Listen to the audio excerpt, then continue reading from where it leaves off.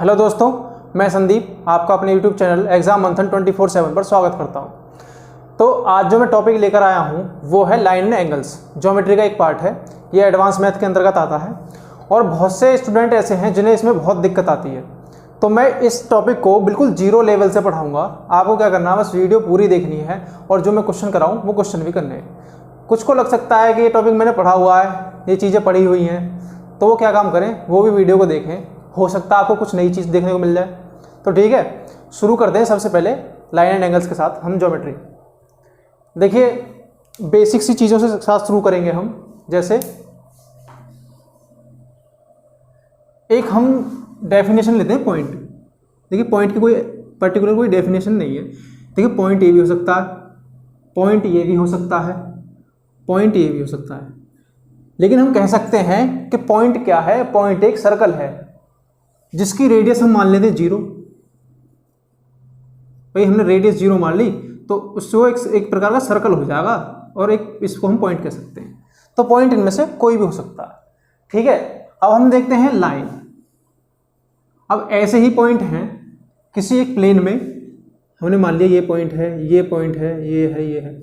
हमने क्या काम किया, इनका बिंदु पथ यानी पाथ निकाल दिया। पाथ कैसे, इन्हें टच करते हुए एक लाइन खींच दी।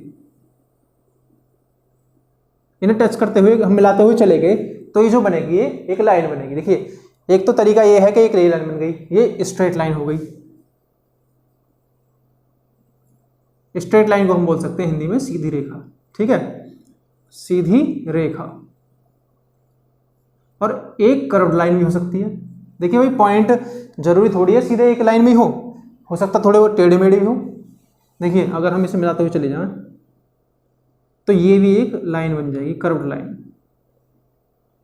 ठीक है, इसे बोलेंगे हम कर्व्ड लाइन,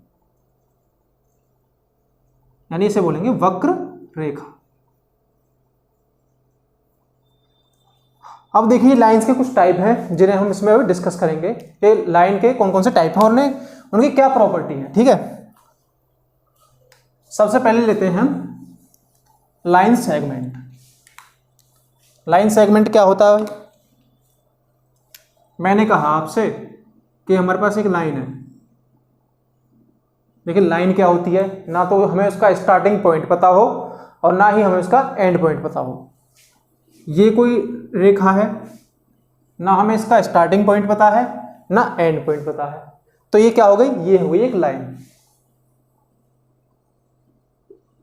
अब इसी में हमने क्या किया कि इसका पहला पॉइंट हमने फिक्स कर दिया, यानी स्टार्टिंग पॉइंट इसका फिक्स कर दिया, लेकिन हमें इसके एंड पॉइंट के बारे में कोई जानकारी नहीं है। जब एंड पॉइंट के बारे में कोई जानकारी नहीं है और स्टार्टिंग पॉइंट हमें पता है तो हम इसे तब कहेंगे रे। रे यानी किरण। ये होगा सेकंड टाइप इसका। अब देखो, यहां तो कोई भी पॉइंट नहीं पता था हमें, यहां एक पता है। ऐसा भी तो हो सकता है तो 2 पॉइंट दे रखे हो, स्टार्टिंग पॉइंट और एंड पॉइंट। तो हम उस केस में क्या कहेंगे, इसे कोई लाइन है उसका हमें स्टार्टिंग पॉइंट भी पता है और एंड पॉइंट भी पता है, तो इसे हम कहेंगे लाइन सेगमेंट यानी रेखाखंड। लाइन सेगमेंट, रेखाखंड। देखिए, मैंने कौन कौन सी चीजें बताई, 3 चीजें। लाइन के टाइप, एक तो लाइन, एक रे किरण, तीसरा लाइन सेगमेंट। कोई भी पॉइंट नहीं पता हो, स्टार्टिंग पॉइंट और एंड पॉइंट का हमें कोई पता नहीं हो, लाइन। स्टार्टिंग पॉइंट पता हो, एंड पॉइंट नहीं पता हो, रे। और स्टार्टिंग पॉइंट और एंड पॉइंट दोनों पता हो तो उसे क्या बोलेंगे, लाइन सेगमेंट। अब देखिए, अब आते हैं एंगल्स पर। ये बिल्कुल बेसिक से पढ़ा रहा हूं मैं, जिन्हें ज्योमेट्री बिल्कुल नहीं आती है वो यहां से देखना शुरू करें, आपको आसानी से समझ में आएगा, बिल्कुल जीरो लेवल से। देखिए, अब देखते हैं एंगल।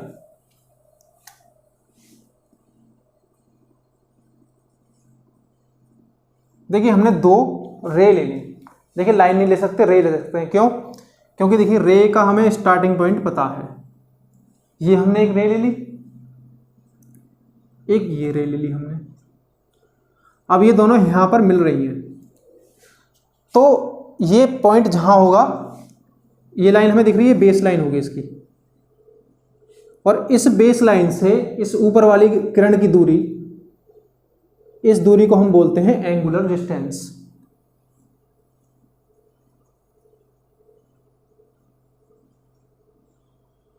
ये हो गई कोणीय दूरी। और इसे हम किसी भी चीज़ से डिनोट कर सकते हैं, अल्फा, थीटा, बीटा, एक्स, कुछ भी मान सकते हैं। हमने मान लिया इसे थीटा, तो यही एंगल क्या कहलाएगा, थीटा। इसे ही हम थीटा से डिनोट करेंगे, तो ये बन गया एंगल। अब कोण आपको समझ में आ गए, कोण कहते कैसे हैं और बनता कैसे है। अब देखते हैं हम एंगल्स के टाइप। सबसे पहले हम देखते हैं, देखिए एक एंगल होता है 90 डिग्री। 90 डिग्री क्या होता है, ये लाइन है हमारे पास, तो ये इसके साथ बिल्कुल परपेंडिकुलर होगी ये कौन होगा 90, बिल्कुल इसके सीधी रेखा ऑपोजिट। अब क्या होगा, इसी से हम एंगल्स को डिफाइन करेंगे। देखिए सबसे पहले आता है एक्यूट एंगल, यानी इसे बोलेंगे न्यून कोण। जैसा कि आपको नाम से पता चल रहा होगा, न्यून मतलब छोटा, किससे छोटा, 90 अंश से छोटा। तो एक ऐसा एंगल थीटा हमने मान लिया जो 0 से बड़ा हो और 90 अंश से छोटा हो, ठीक है। ये 90 डिग्री का एंगल है। तो इससे छोटे वाले एंगल जितने भी होंगे, जैसे मान लो ये एंगल है, ये वाला एंगल है, ये वाला एंगल है, सब कैसे एंगल होंगे, एक्यूट एंगल यानी न्यून कोण, जितने भी 90 से छोटे होंगे, ठीक है। अब दूसरा एंगल देखते हैं, राइट एंगल।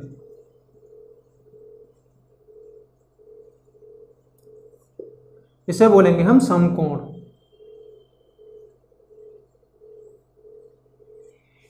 एक ऐसा एंगल जिसकी वैल्यू 90 डिग्री हो, थीटा इक्वल टू 90 डिग्री, तो ये क्या कहलाएगा, समकोण यानी राइट एंगल। तो इस एंगल को हम क्या बोल सकते हैं, देखिए मैं मिटा देता हूं यहां से इसे। ये क्या होगा, समकोण, समकोण यानी राइट एंगल। दो एंगल हो गए हमारे, एक तो 90 से छोटे और एक 90 अंश का। अब देखते हैं 90 से बड़े। अब एक कोण होता है ऑब्ट्यूज, ऑब्ट्यूज एंगल, इसे बोलेंगे हम हिंदी में अधिक कोण। देखिए एक ऐसा एंगल, देखिए नाम से पता चल रहा अधिक, जो 90 अंश से अधिक हो और 180 अंश से कम हो, यानी कि ये कहाँ लाई करेगा, यहाँ पर लाई करेगा। देखिए ये जो कोई भी लाइन होगी हमारे पास, इसके ऊपर का जितना भी ये एंगल होगा, ये होगा 180 डिग्री। इसका हम आधा कर दें तो ये 90 डिग्री हो गया। इससे इधर वाले एंगल एक्यूट एंगल, इससे इधर वाले ऑब्ट्यूज यानी अधिक कोण। तो एक ऐसा एंगल हमने थीटा मान लिया, ऑब्ट्यूज एंगल कहलाएगा यदि इसकी वैल्यू 90 डिग्री से अधिक हो और 180 डिग्री से कम हो, तो ये क्या कहलाएगा, ऑब्ट्यूज एंगल यानी अधिक कोण। अब एक और एंगल देखते हैं, स्ट्रेट एंगल।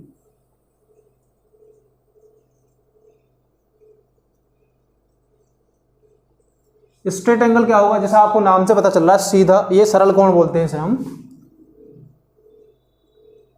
देखिए स्ट्रेट का मतलब होता है सीधा।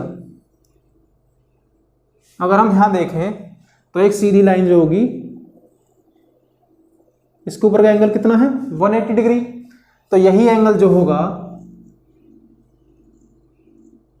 यही कहलाएगा आपका स्ट्रेट एंगल यानी सरल कोण, ठीक है। ये हो गए कुछ एंगल्स, एक दो एंगल और देखते हैं, फिर कुछ एंगल्स की प्रॉपर्टी देखेंगे कि दो एंगल्स मिलकर क्या प्रॉपर्टी फॉर्म करते हैं।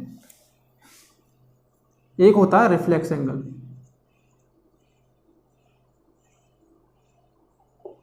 यानी इसे बोलेंगे हम वृत्त कोण।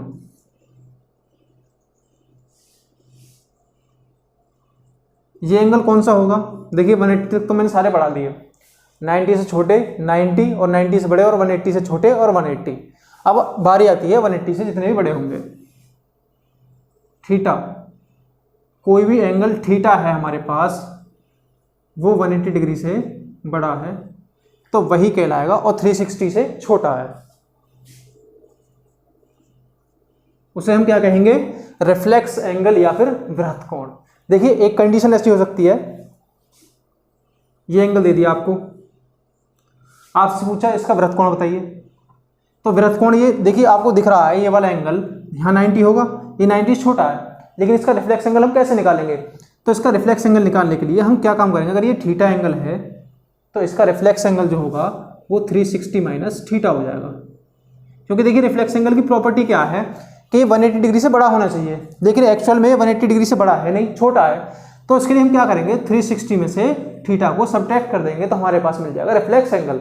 जैसे फॉर एग्जांपल मैंने लिया 60, इसका रिफ्लेक्स एंगल निकालना है, तो इसके रिफ्लेक्स देखिए थीटा ये है, तो इसके रिफ्लेक्स एंगल का मतलब है ये वाला एंगल, ठीक है।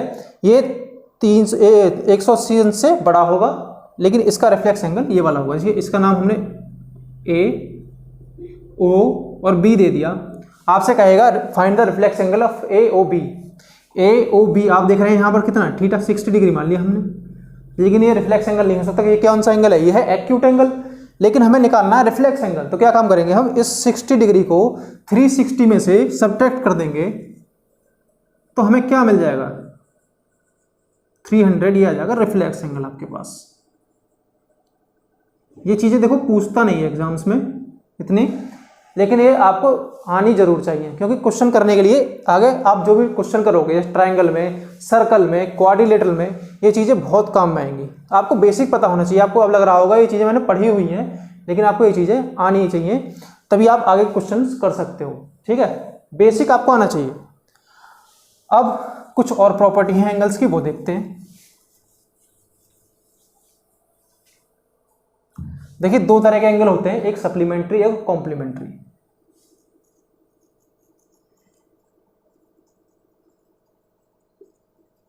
सप्लीमेंट्री एंगल और दूसरा होगा आपके पास कंप्लीमेंट्री एंगल।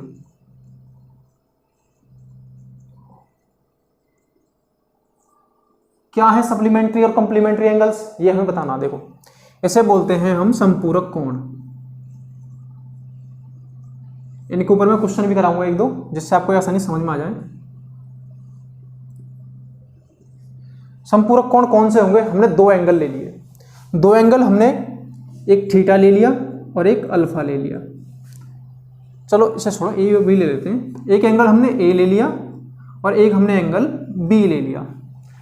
बी एंगल ये है और ए एंगल आपके पास ये है।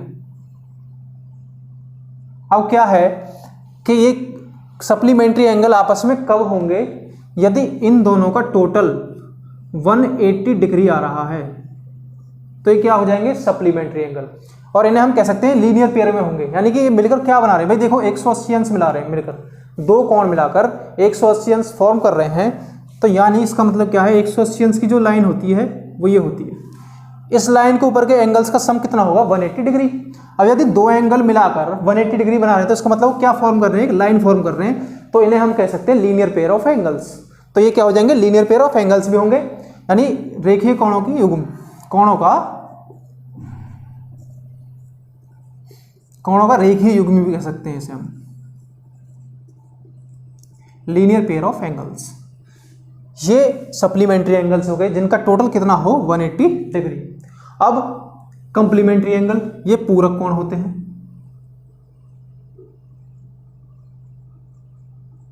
पूरक कोण कौन से होंगे, इसमें भी हम दो एंगल लेते हैं, ए और बी। ए ले लिया हमने, एक बी ले लिया।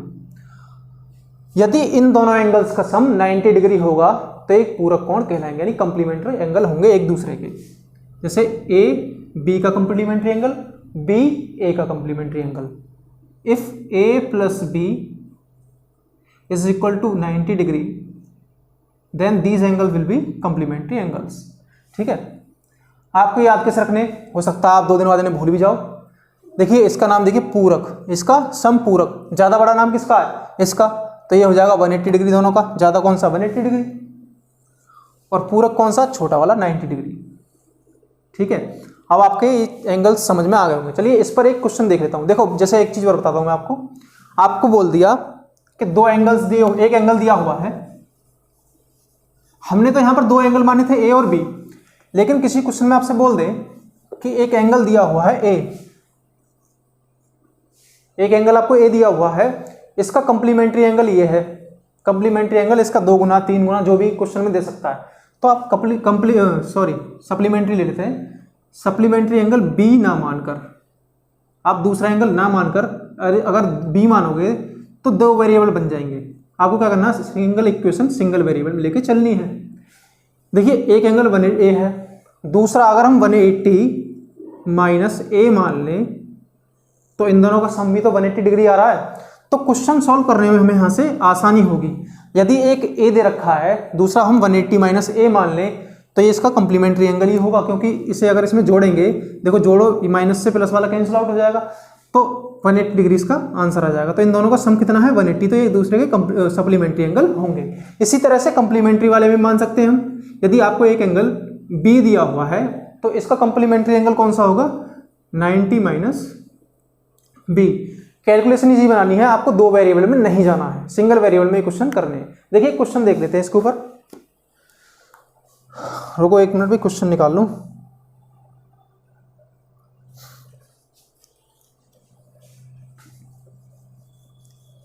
देखिए एक क्वेश्चन है इसका, उस कोण का माप क्या होगा जिसका संपूरक इसके पूरक से 3 गुना बड़ा है। देखिए एक कोण हमने मान लिया ए, क्वेश्चन आपको स्क्रीन पर दिखाई दे रहा होगा, आप क्वेश्चन पढ़ लें फिर आप क्वेश्चन को करें। देखिए इसने कहा है किसी एंगल का संपूरक, इसका संपूरक कितना होगा भाई, 180 माइनस ए। देखिए संपूरक यानी सप्लीमेंट्री एंगल्स का सम कितना होता है, 180 डिग्री। यदि कोई एंगल हमें ए दिया हुआ है, उसका सप्लीमेंट्री एंगल होगा 180 माइनस ए। तो इस ए का संपूरक, आगे बढ़ो क्वेश्चन, उसके पूरक से 3 गुना बड़ा है। देखिए अगर इसी एंगल का ए का हमें पूरक कोण यानी कंप्लीमेंट्री एंगल निकालना हो तो वो आएगा 90 माइनस ए। देखिए ये इस एंगल का कंप्लीमेंट्री एंगल है और ये एंगल इसका सप्लीमेंट्री एंगल है। तो इनके बीच में कंडीशन क्या दी है इन्होंने कि ये वाला एंगल इस एंगल का 3 गुना है। देखिए भाई सीधी सी बात है, ये 90 में से घटाया जा रहा है 180 में से, देखिए, और ए इक्वल है, तो इसका मतलब ये वाली वैल्यू बड़ी होगी नहीं होगी, तो ये वाली वैल्यू इससे 3 गुनी बड़ी है, तो इसका मतलब ये वाली इससे 3 गुनी छोटी है। अगर हमें इन दोनों को बराबर करना हो तो इसमें हम 3 की मल्टीप्लाई करेंगे कि नहीं। देखिए जैसे एक आदमी के पास 1 लड्डू, एक के पास 3 लड्डू, तो इसका मतलब अगर इसे इसके बराबर करना तो छोटे वाले में ही तो 3 की गुणा करोगे तभी तो इसके बराबर हो गए। तो छोटा वाला एंगल कौन सा है, ये वाला, तो 3 की मल्टीप्लाई हम इसमें करेंगे क्योंकि 3 गुना ये छोटा है, क्वेश्चन में जैसा दिया हुआ है। अब सीधा सॉल्व करना है क्वेश्चन। देखिए 180 माइनस ए इक्वल 270 माइनस 3a। इस माइनस 3a को इधर लाओगे प्लस 2a और इधर जाके घट जाएगा, तो ये आएगा 2a इक्वल 90, तो a इक्वल 45 डिग्री। तो a की वैल्यू क्या आ जाएगी आपके पास, 45 डिग्री। इसका ऑप्शन सही हो जाएगा आपका, ऑप्शन नंबर 3। तो ये क्वेश्चन सप्लीमेंट्री और कंप्लीमेंट्री वाले आप इस तरह से कर सकते हैं। देखिए 1-2 एग्जांपल और देख लेते हैं। एक क्वेश्चन और है, बहुत ईजी है। ये कहता है यदि 2 संपूरक कोणों में 44 डिग्री का अंतर है। देखिए संपूरक कोण बोला, संपूरक का मतलब 180 डिग्री जिनका सम हो। एक हमने ए मान लिया, तो इसका संपूरक कौन सा होगा, 180 माइनस ए। अब इसने कहा है इन दोनों का अंतर कितना है, 44, तो इन दोनों का आपस में घटा दो।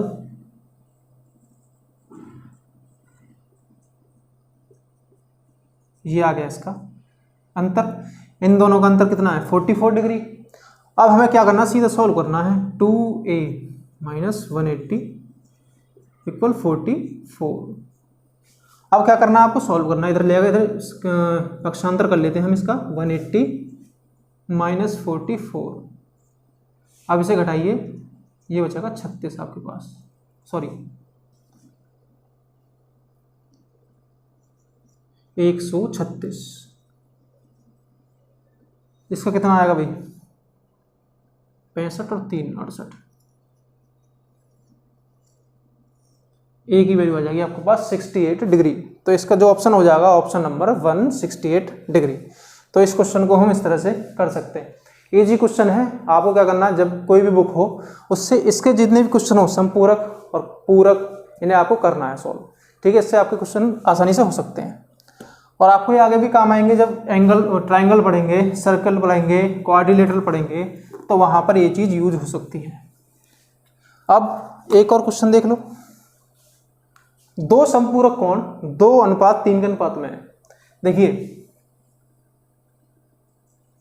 ये दोनों आपस में संपूरक कोण है। यदि एक एंगल 2 है, इसका मान 3 है, तो इन दोनों का सम कितना होना चाहिए? 180 डिग्री। तो कोण कितने डिग्री के हैं? देखिए टोटल कितना हो गया इनका? 5। एक्चुअल में 5 तो है नहीं भाई, संपूरक कोणों का योग कितना होता है? 180 अंश, और ये आ रहा कुल 5 अंश। 5 हमारे पास 5 यूनिट, तो इसका मतलब ये 5 यूनिट किसके इक्वल होगी? 180 डिग्री के। सिंपल मैं एक शॉर्टकट तरीके से बता रहा हूँ इसे करने का तरीका, बाकी हम एक लेंथी तरीका इसका भी देखेंगे। और एक की वैल्यू कितनी आ गई आपके पास? 36। अब एंगल निकालने हैं। एक यूनिट की वैल्यू आपके पास 36, 2 की कितनी होगी भाई? 72, और 3 की कितनी हो जाएगी? 108। तो ये आपस में एंगल फाइंड हो गए। देखो हमें मिल गए ये और ये मिलाकर क्या बनाएंगे? 180 डिग्री। तो ये दोनों आपस में क्या हो गए? इसके सप्लीमेंट्री एंगल। तो इसका ऑप्शन कौन सा सही हो जाएगा? इसका हो जाएगा तीसरा। तो इस क्वेश्चन को इस तरह से कर सकते हैं। अब देखिए बेसिक मेथड। अब क्या करते हैं हम, इस रेशियो को हम खोल लेते हैं पूरी तरह से। देखिए कोई भी रेशियो है हमारे पास, आपको दिया 4:5, तो इसका मतलब ये है इनमें से कोई ना कोई चीज कॉमन होकर जरूर कटी होगी, तब ये रेशियो आया होगा। रेशियो मिनिमम होता है। देखिए अब मैंने 20 और 25 ले लिया, ये पूरी तरह से सॉल्व नहीं है। अब क्या करते हैं, हम 5 से काटते हैं। 5 चौक 20, ये 4:5 इसका आ गया ये आंसर। तो इसमें से हमने क्या काटा? 5 कॉमन लिया इधर से भी, तब हमने ये चीज़ इतना सॉल्व करके आई। तो इसका मतलब जो 2 और 3 अनुपात आया होगा, तो इनमें से कुछ ना कुछ तो जरूर कटा होगा। तो उस जो वैल्यू इसमें से कटी है उसे हम इसमें मल्टीप्लाई कर देते हैं। देखिए हमने x मान ली, तो पहला एंगल हमारे पास 2x हो गया, और दूसरा एंगल हम मान लेते हैं, दूसरा एंगल हो गया आपके पास 3x। और ये दोनों एंगल आपके आपस में कैसे हैं? संपूरक कोण है। तो इन दोनों का सम कितना होना चाहिए भाई? 180 होना चाहिए। तो इन दोनों को जोड़ने के बाद हम 2x + 3x 180 डिग्री रख दें, 5x = 180, x = 36। देखिए काम वही कर रहे हैं हम, और हम x मान के ना करें, जल्दी से करना हो तो हम उस तरीके से कर सकते हैं, लेकिन बेसिक मेथड यही है करने का। x की वैल्यू आपके पास 36 आई, और आपके पास जो एंगल है वो है 2x और 3x। देखिए x की वैल्यू यहाँ पुट कर दीजिए, 36 की मल्टीप्लाई 2 में करोगे तो कितना आएगा आपके पास? 72। इस 36 की मल्टीप्लाई आप 3 में करोगे तो ये आएगा 108 डिग्री। तो ये हम इस तरह से क्वेश्चन कर सकते हैं। अब चलिए आज यहीं पर रखते हैं।